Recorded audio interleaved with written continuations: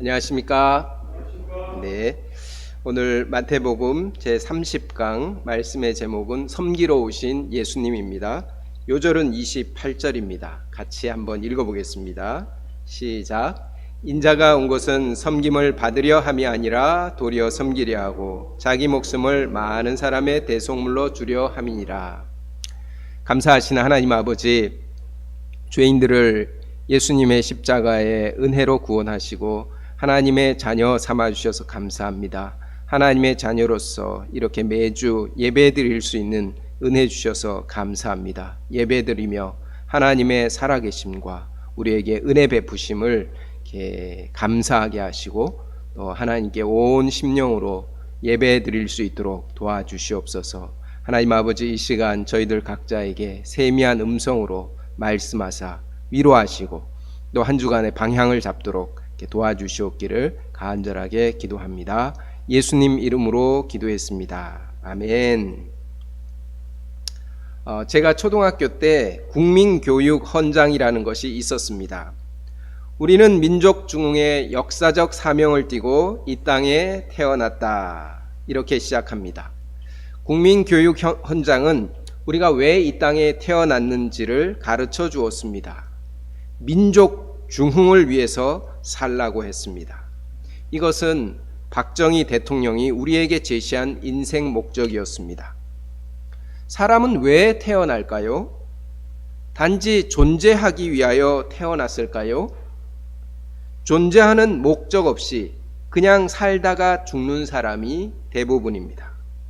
왜 사느냐 물으면 그냥 웃지요 라고 대답하기도 합니다. 동물은 그렇지 않은 것 같은데 사람은 존재할 이유와 목적을 찾아서 헤맵니다.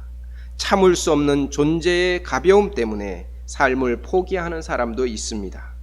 그런 점에서 사람에게는 존재 자체도 중요하지만 존재할 이유와 목적도 그만큼 중요합니다. 그 사람의 인생 목적이 그의 삶의 의미와 가치를 결정합니다. 오늘 말씀에서 예수님은 제자들에게 당신이 왜 이 땅에 오셨는지 가르쳐 주십니다. 예수님이 성취하려는 인생 목적과 제자들이 추구하는 삶의 방향이 전혀 다릅니다.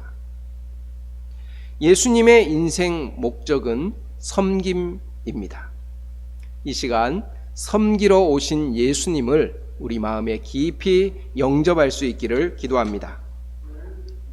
제1장 주의 좌우편에 앉게 명하소서 17절부터 23절입니다.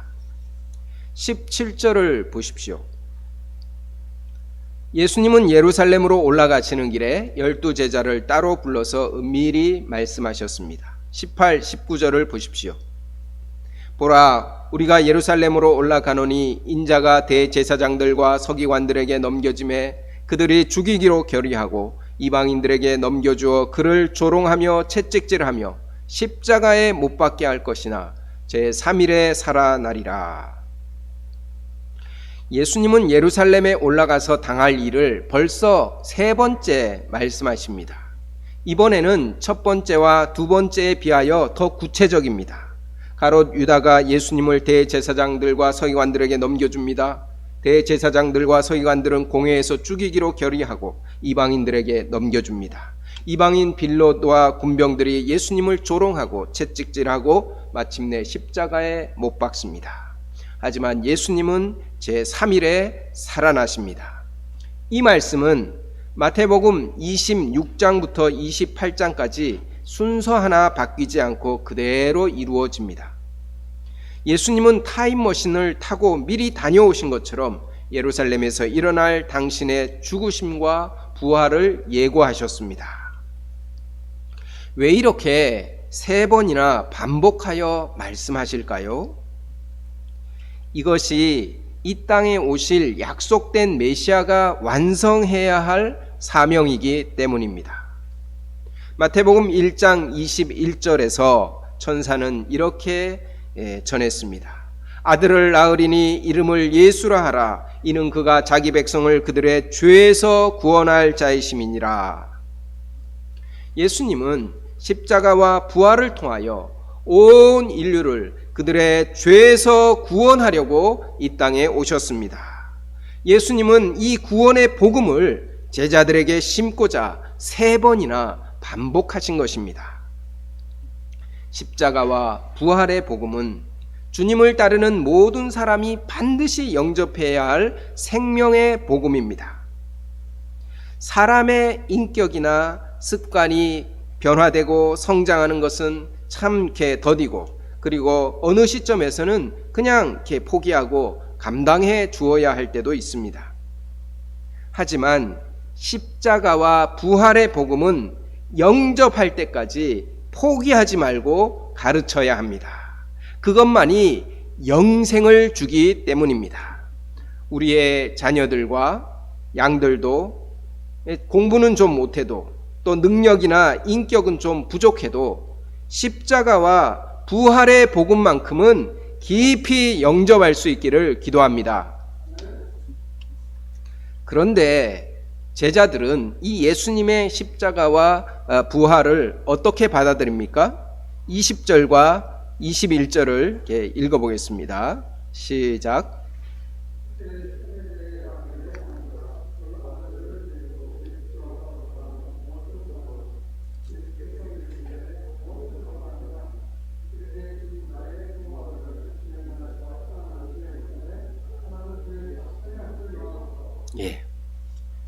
소귀의 경을 읊는다라는 말이 있습니다. 이처럼 제자들은 예수님의 말씀을 완전히 무시했습니다. 그들의 관심은 전혀 다른 곳에 가 있었습니다. 세베대의 아들, 곧 야고보와 요한의 어머니가 두 아들을 좌우에 끼고 나타났습니다. 살로메로 알려진 세베대의 어머니는 예수님의 어머니 마리아와 자매지간으로 알려져 있습니다. 그는 두 아들과 함께 은밀히 찾아와서 갑자기 절을 했습니다. 그리고는 긴히 아랠 말씀이 있다고 했습니다. 심상치 않은 그들의 표정을 보며 예수님은 물으셨습니다. 무엇을 원하느냐? 어머니는 주저함 없이 말했습니다. 이 나의 두 아들을 주의 나라에서 하나는 주의 우편에 하나는 주의 좌편에 앉게 명하소서. 오늘날 신문과 방송과 사람들의 입에 오르내리는 그 전형적인 엄마 찬스였습니다. 예수님은 일전에 인자가 영광의 보좌에 앉을 때 너희도 12보좌에 앉아 이스라엘 12지파를 심판하리라 이렇게 약속하셨습니다. 제자들은 이 말씀이 지상 메시아 왕국, 회복된 이스라엘이라고 오해했습니다. 그래서 야고보와 요한은 주님의 나라의 그 권력 서열 1인자, 2인자 자리를 요구한 것이었습니다. 그것도 어머니의 치맛바람을 이용해서 부정청탁을 했습니다. 예수님은 십자가와 부활의 복음을 완성하고자 하시는데 제자들은 세속 권력에 대한 야망에 사로잡혀 있었습니다. 예수님의 소원과 제자들의 소원이 이처럼 달랐습니다. 하나는 주의 우편에 하나는 주의 좌편에 앉게 명하소서. 이 말을 들었을 때 예수님의 마음이 어떠하셨을까요?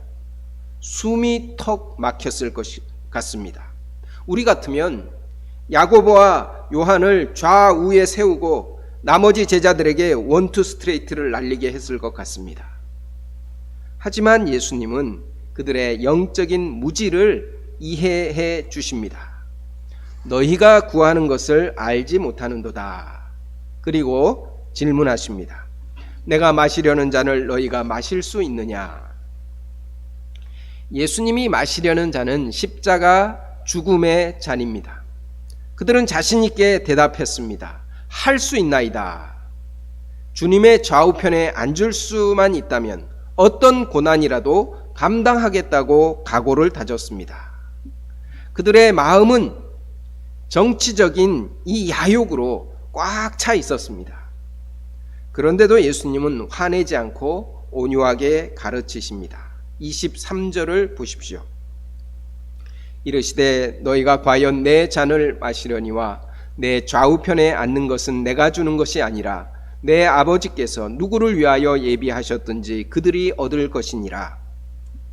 예수님은 그리스도의 고난에 동참하는 특권을 그들에게 허락하셨습니다. 하지만 그 고난의 정도에 따라서 주님의 좌우편에 앉는 것이 결정되는 것이 아님을 가르치셨습니다.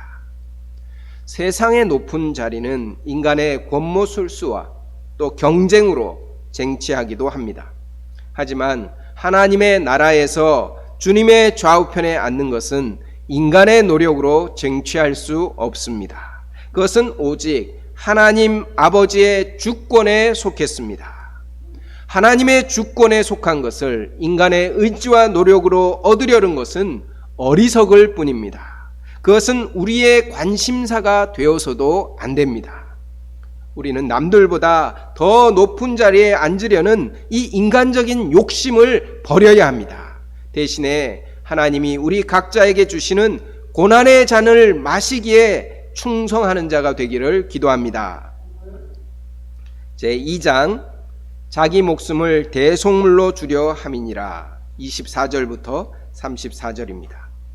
24절을 보십시오. 열 제자가 야고보와 요한이 주님의 좌우편 자리를 요구했다는 것과 그것도 어머니를 이용해서 부정척탁했다는 것을 들었습니다. 그들은 그 두 형제에 대하여 분노했습니다. 이 나쁜 놈들, 그러고도 너희가 사도냐? 부끄러운 줄 알아라. 베드로가 제일 거칠게 씩씩거렸습니다. 배고픈 것은 참아도 불공정한 것은 못 참아. 제자들 사이가 완전히 금이 갔습니다. 열 제자가 이렇게 분노하는 것은 그들도 야고보와 요한같이 높은 자리에 대한 정치적인 욕심이 다 있었기 때문입니다. 제자들이 왜 이렇게 높은 자리에 대하여 욕심을 낼까요? 25절을 이렇게 읽어보겠습니다. 시작.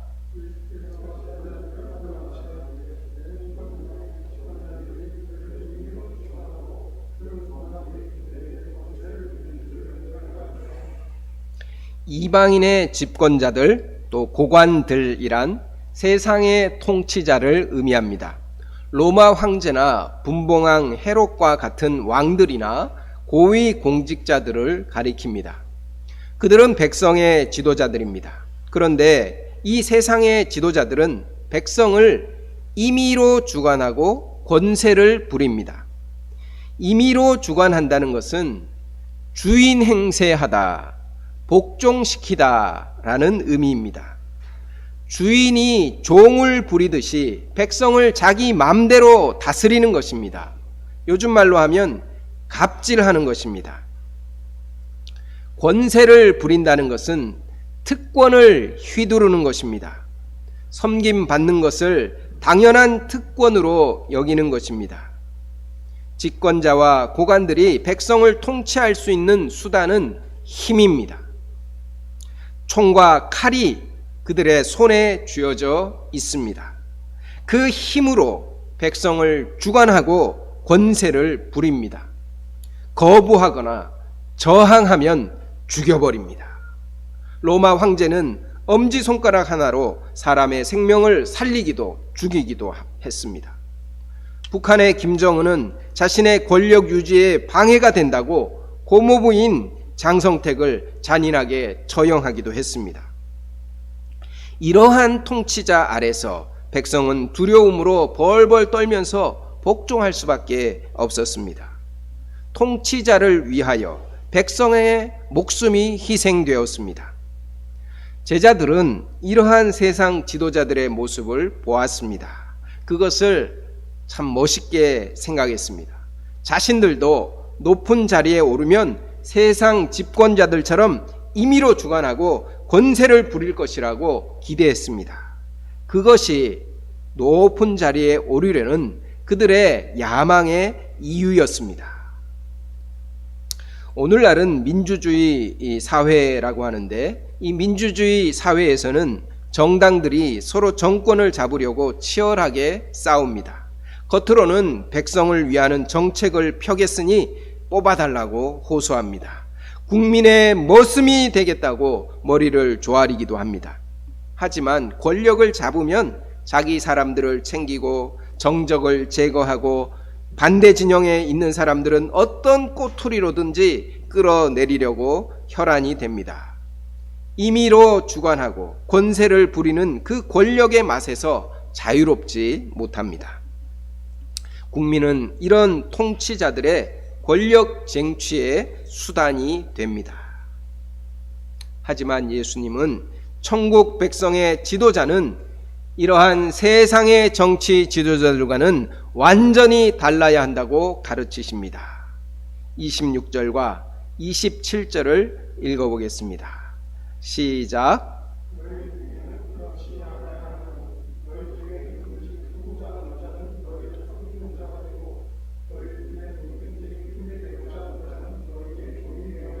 예.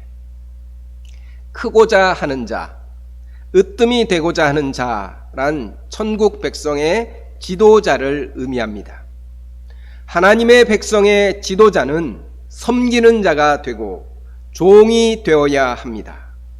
섬기는 자란 디아코노스인데 심부름하는 사람, 식탁에서 시중 두는 사람, 영어로는 웨이터입니다. 종이란 둘로스로서 슬레이브 또는 서번트입니다. 섬기는 자, 종이 되어야 한다는 것은 천국 백성의 지도자가 가져야 할 내적 성품과 태도를 가르치는 말씀입니다. 그것은 다른 사람을 종부리듯이 하는 것이 아닙니다. 오히려 다른 사람을 주인으로 섬기는 자가 되는 것입니다. 나의 유익을 위하여 상대방을 굴복시키고 희생시키는 것이 아니라 오히려 그 사람의 유익을 위하여 자신을 낮추고 희생하는 사람이 되는 것입니다. 이런 사람이 하나님 나라의 지도자입니다. 낮아짐과 섬김과 희생의 지도자가 천국에서 가장 존중받는 위대한 자입니다. 우리 주 예수 그리스도께서 섬기는 종의 본을 보여주셨습니다. 28절을 다 같이 읽겠습니다. 시작. 인자가 온 것은 섬김을 받으려 함이 아니라 도리어 섬기려 하고 자기 목숨을 많은 사람의 대속물로 주려 함이니라. 예수님은 천국에서 가장 큰 자이십니다. 만왕의 왕이요 만주의 주이십니다. 예수님은 공생애를 통하여 하나님의 아들의 권능을 보여주셨습니다. 문둥병자, 중풍병자, 혈루증 여인, 눈먼 자, 말 못하는 자 등 온갖 종류의 병자를 고치셨습니다. 귀신을 내쫓으시고 죽은 자도 살리셨습니다. 바람과 바다를 말씀으로 아주 잔잔하게 하셨습니다. 오병이어로 5,000명을 먹이셨습니다. 예수님은 그 본체가 하나님이신 성자 하나님이십니다. 그런 예수님이 왜 인간의 몸을 입고 이 땅에 낮아져 오셨습니까? 섬기기 위해서입니다. 예수님은 하나님 아들의 권능으로 가난한 백성들을 섬기셨습니다. 그들의 아픔과 배고픔을 긍휼히 여기셨습니다. 무엇보다 자기 목숨을 많은 사람의 대속물로 주고자 하십니다. 십자가에서 당신의 몸을 찢어서 주시고 마지막 피 한 방울까지 우리 인생들의 죗값을 대신하는 대속물로 주십니다.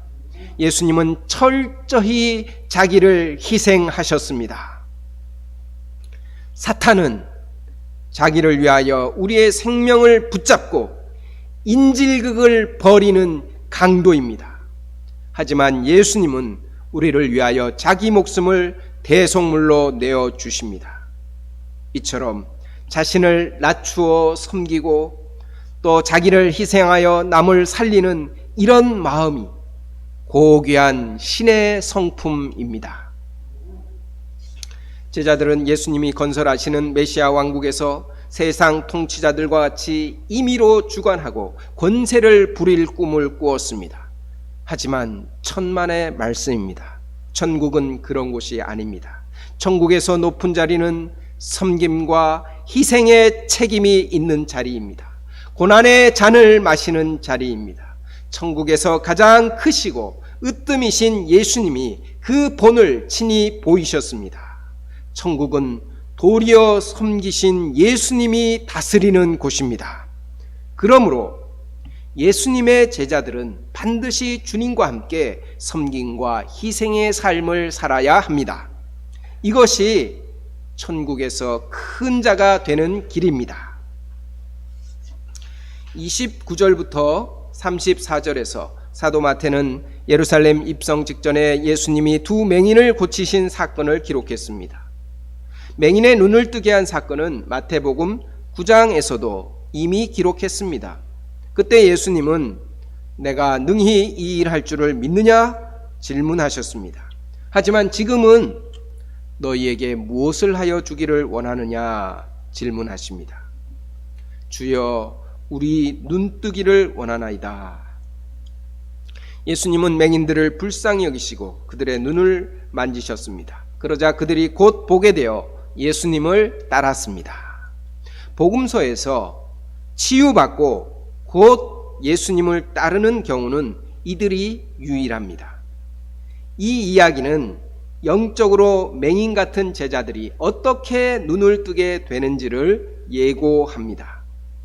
제자들은 예수님과 3년을 함께하며 예수님의 권능을 많이 체험했습니다. 예수님을 그리스도요 하나님의 아들이라고 고백했습니다.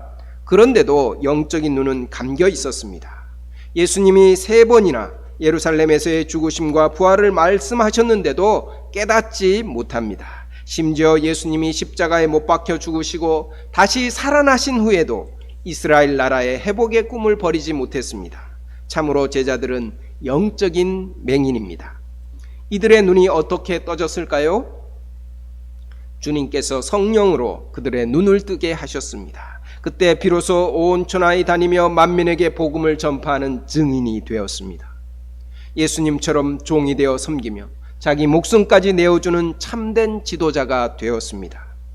예수님은 우리가 아무리 부족해도 불쌍히 여기십니다. 예수님께서 친히 은혜와 사랑의 손길로 우리의 감긴 눈을 뜨게 하십니다. 이 주님의 은혜와 사랑에 감사와 찬송을 드립니다.